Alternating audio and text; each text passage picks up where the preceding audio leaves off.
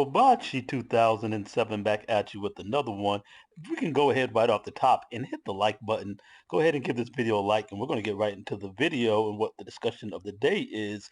And the Marvels, along with the Ballot of the Songbirds and Snakes, led by all of the sassiest loudmouth women in Hollywood, who are the biggest fourth wave feminists who run their mouths about everybody in the industry. Both of their movies are huge flops. Now, The Hunger Games is going to fare out better because they don't have one of the ridiculous budgets that the Marvels has, where their budgets, they list them as 200 million, but that's not what they actually spent. That's what they planned budget, and then they went and spent 275 million. Hunger Games, on the other hand, only spent 100 million, so it could end up making a little bit money. But this is a terribly low opening weekend for the Hunger Games with Rachel Zegler. The previous Hunger Games all grossed in the first week between, even just domestically, between 150 and 200 million. All four of the previous ones, and this one comes in at a paltry 44 million. That's even less than the Marvels, which you see is not even in the top 3 movies of the weekend in its second week. The Marvels is doing so pathetic. It lost to a movie I never heard of until the day before it came out, called Thanksgiving. A Marvel Cinematic Universe movie got its butt kicked by a pilgrim. A 78% drop in the second weekend. Marvel movies used to be number 1 for at least 2 weekends. At least 2. And in the second weekend, this is already number 4, next to a pilgrim slasher film.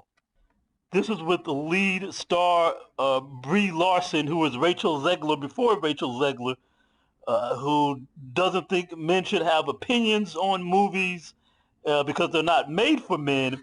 And okay, we heard you. These movies aren't made for old, she specified old white men, but be clear that this also is projected towards men, period. That our opinions aren't wanted. These movies aren't made for us. They make movies only for women and their sensibilities. And they told us to stay home, so we did. Now they're big mad about that. Surprise, surprise. But not only is Brie Larson from the Marvels running her mouth in this manner, or has in the past, she's actually been falling back this cycle, to her credit. But Nia DeCosta, the black female director of the movie, has taken up the torch to come after men in a similar fashion. So before we get into that, I just want to remind you again, go ahead and like, subscribe, hit the drop down beside the subscribe, and hit that notification bell at the very top. That'll make it more likely that videos get surfaced to you from this channel. You'll go ahead and like us up real quickly. We'll get right back to the program.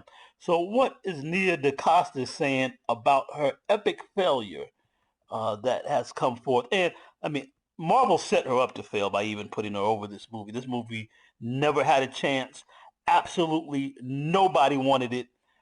But nonetheless, instead of blaming her studio, blaming herself for the product, the middling product that she put out there, or anything else of that nature, of course, as typical with modern women, she's a 34-year-old black female, as typical with most modern women, there's no accountability. She puts out a product with her studio that Kevin Feige wanted, the white man over her who told her what to do, and it's all other men's fault who weren't interested. The Marvel's director, Nia DeCosta, recently shared her opinion that critics of woke Marvel are virulent and violent and racist and sexist and homophobic. So you don't want to see a movie about girl chicks with cats, girl bosses with cats who are ready to die alone and who don't need no man. You're homophobic and virulent and violent and you're a racist. They literally promoted this movie to cat ladies.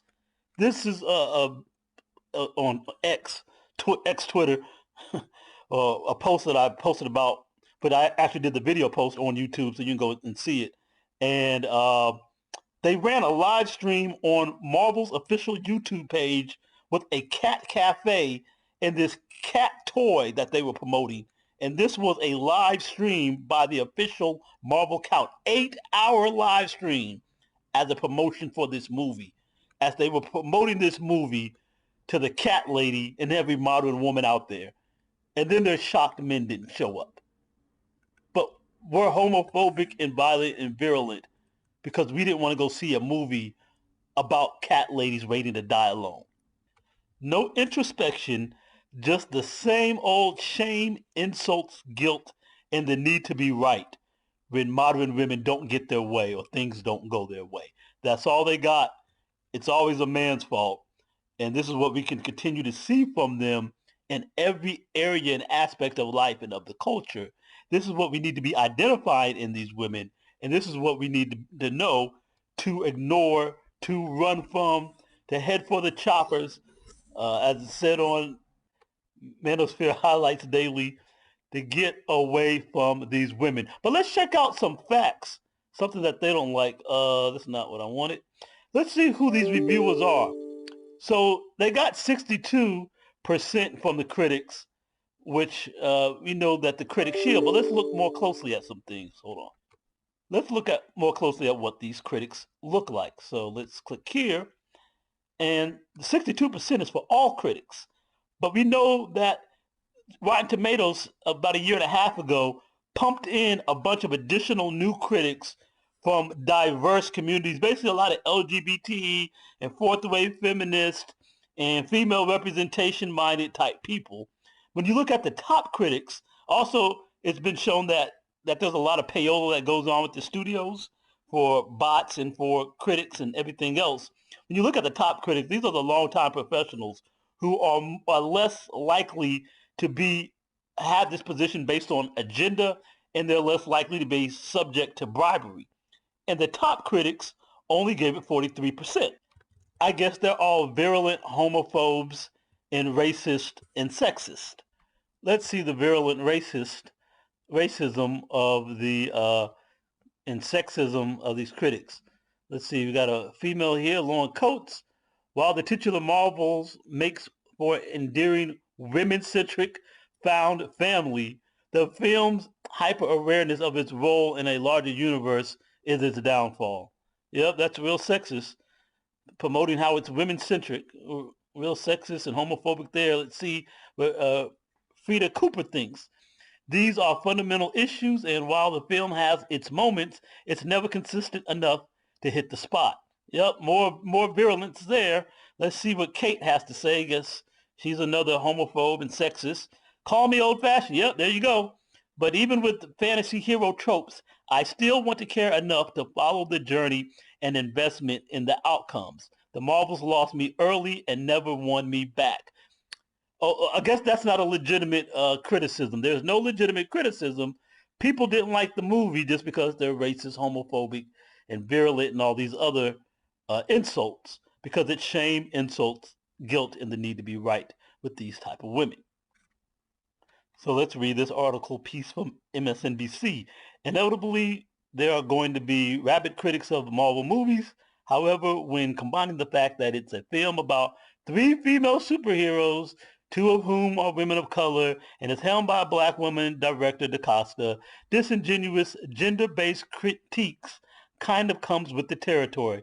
Again, there they go to the same excuses with no accountability. Let's read further. Quote from DeCosta. I was a fan of many fandoms when I was young, like Marvel, Lord of the Rings, Harry Potter, Sailor Moon. So I'm very used to that energy about fandom. As a fan, people want what they want. You know, she looks like she has a moment of clarity there to understand that you have to give people what they want, and that's not what you did. But of course she continues. But that doesn't have much to do with me. I just have to finish the movie. I have another film that I'm making. Literally as soon as the strike is over, I try to focus on the work and not the response. And that's her problem. She doesn't care what the fans think or want. She doesn't care about what their response is when the fans are telling you, we don't want these lame paper cutout characters.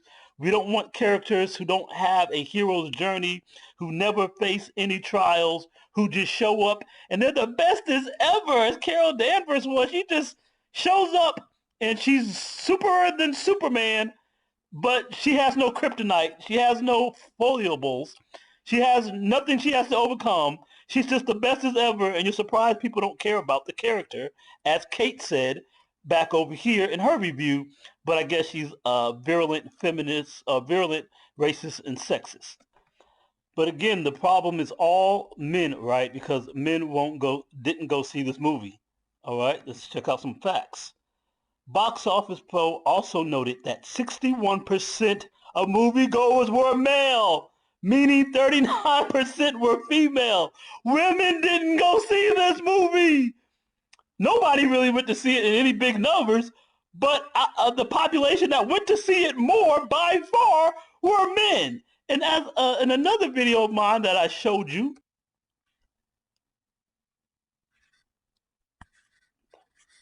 the Marvels and women in superhero genre are much like men approach that much like the same way that they approach the WNBA, or the fan bases, men and women, the fan bases overall approach both of those types of products the same way. It's men who are the primary people who are interested in genre film, and men are the primary people interested in basketball and sports in general. And so they're the ones who watch it the most. When they try to make these women-centric things that women don't really care that much about, where you only have a small proportion of the overall female population customer base out there who care about it at all, they still don't care just because you make it girl bossy. They really just don't care. It's the men who are supporting to the degree that any support is gotten at all.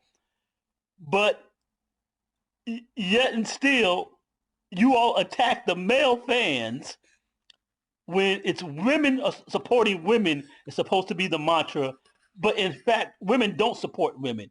They whistle and cheer about the ideal of women can do everything a man can do, and we're all girl bosses, and they shout their slogans. We're going to support each other, but they don't actually, because women aren't into this stuff. And if your audience is men, why do you make a movie about cat ladies getting ready to die alone? It makes no sense. And one of those videos talked about Marvel's audience getting old, but Marvel's audience wasn't old a year ago when Wakanda Forever did 850 million. And likewise, it wasn't old just a few months ago when Guardians of the Galaxy 3 did 850 million. No, the audience isn't getting older. It's just, as one article said that I don't have time to show, Gen Z abandoned this movie. The young audience didn't go see it. Nobody wants this. This is just feminist tropes, feminists putting out what they want to see themselves, and these middle-aged feminists who are putting this stuff out, their counterparts don't actually want to go see it, so nobody goes to see it. So that's what happened. That's what's happening with these movies. Hit the like, subscribe, like me up. You're watching 2007. I'm out.